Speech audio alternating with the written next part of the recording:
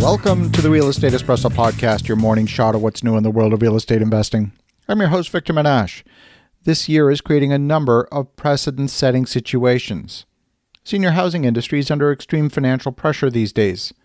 Prior to the pandemic, they were experiencing dropping occupancy as more and more new supply entered the market, faster than demographics could support the increase in demand. Some markets have experienced occupancies in the 80s and 70s. The most overbuilt market in the U.S. right now is San Antonio, where occupancies were averaging in the low 80s, and then the pandemic hit, occupancies are now in the 70s. The combination of a tight labor pool and falling occupancy are the main pressures senior housing operators are facing, and those pressures are not going away anytime soon. Staff who are concerned about workplace safety and contracting COVID-19 are demanding higher pay. The increase in expenses, combined with falling occupancies and price concessions, have hampered providers' ability to raise rates in response to rising labor costs, and that's resulting in a lot of NOI erosion and margin pressure. On today's show, we're talking about the impact of the moratorium on evictions on senior housing. And senior housing is partly a residential situation, but it's primarily a service business. To be clear, we're talking about the private pay, premium end of the market.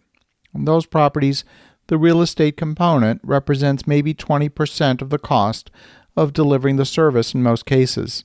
Labor typically accounts for about 60% of operating costs, and providers are facing major workforce pressures at the moment.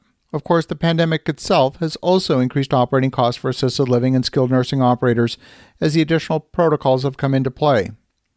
So if a resident stops paying, the question is, what is an operator to do? Does the operator put a claim on the estate of the senior citizen? Do they seek a court order to garnish Social Security payments? Do they seek a court order for capital encroachment if the senior has any savings? Do they evict? The image of an eviction of an elderly person with multiple infirmities is horrifying to say the least. Well, at the end of August, California Governor Gavin Newsom signed legislation extending protections for renters from evictions due to financial hardship stemming from COVID-19 through January 31st, 2025. Now, it may be too early to determine what the law means for residents of senior housing across California and maybe new similar rules across the nation, but those in private pay senior housing should be studying its details.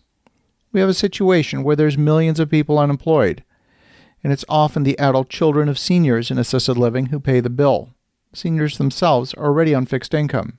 But if the adult children are having to pay the fees and experience a loss of income due to COVID-19, the senior housing communities may see residents claim coronavirus-related financial distress.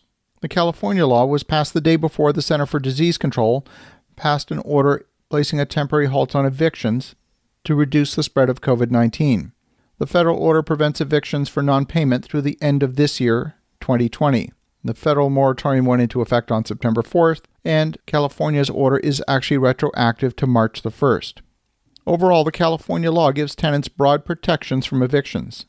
The new law provides eviction protections through January 31st, 2025, but in order to be protected, the tenant must return the declaration of COVID-19 related financial distress within 15 days after receiving any eviction notice. And they have to pay 25% of their rent owing, but they don't actually have to pay that until January 31st, 2021.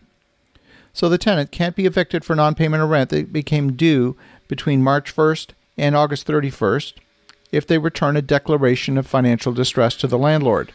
Under the new law, you can't be evicted for non-payment of rent that became due between September 1st, 2020 and January 31st of 2021 if you return that declaration of financial distress and you pay 25% of that rent by January 31st of 2021. You've got to provide a declaration for every month that you can't pay due to the effects of COVID-19, and that declaration needs to include proof of financial hardship. But the definitions are quite broad.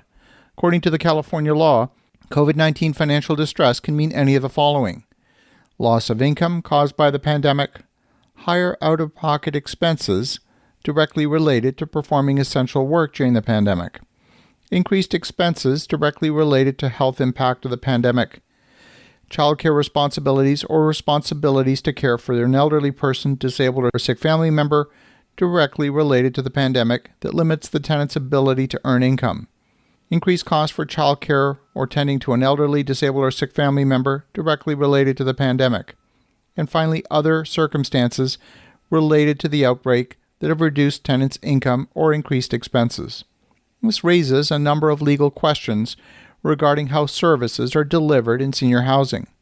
Should there be a residential lease for the accommodation portion, followed by a separate contract for healthcare and food services? Exactly what is classified as rent? Could it be brought more into alignment with the actual cost allocation between rent and services?